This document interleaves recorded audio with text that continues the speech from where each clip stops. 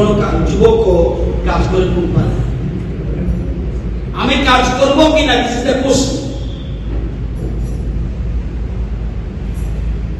উনি বক্তব্য সুন্দরভাবে রেখেছেন, নবায়নবাবু করেছেন, এই দাদার তথ্য নিয়েছেন।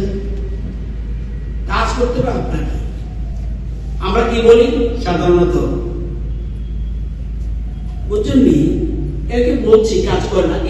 আমাদের সময় দীর্ঘ 35 বছর সরকার থাকার পরে কটা সরকারি ঘর দিতে পেরেছে আমরা? 72,000। আমরা এই 7 বছর কত সরকারি ঘর দিয়েছি? 4,96,000। এটার নাম কি? আপনি দেখছেন যে অসুবিধা, এগুলি কিচ্ছু থাকবে না। আপনার ফোন গরম থাকবে, টাকাও দিবে। আমাদের এখানে নেই তো। আমাদের মাথা পিছু আয় কত? অনেক বেশি, 1,98,000। আপনাদের মাথা পিছু আয় কত জানেন? যে পশ্চিমবঙ্গের সঙ্গে গর্ব করতাম আমরা, 1,54,000 মাথা পিছু আয় আপনাদের।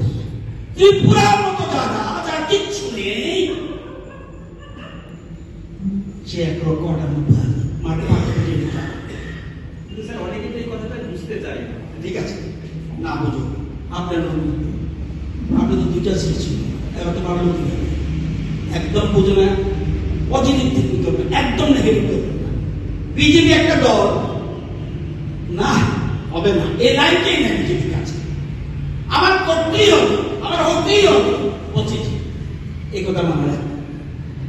আপনারাই জানেন নাম্বার 1, হেলথের নাম্বার 1, কৃষিতে নাম্বার 1, স্বাস্থ্য পরিষেবা নাম্বার 1। আমাদের যে তথ্য আছে, আজকে কত নম্বর? 5 নম্বরও নাই।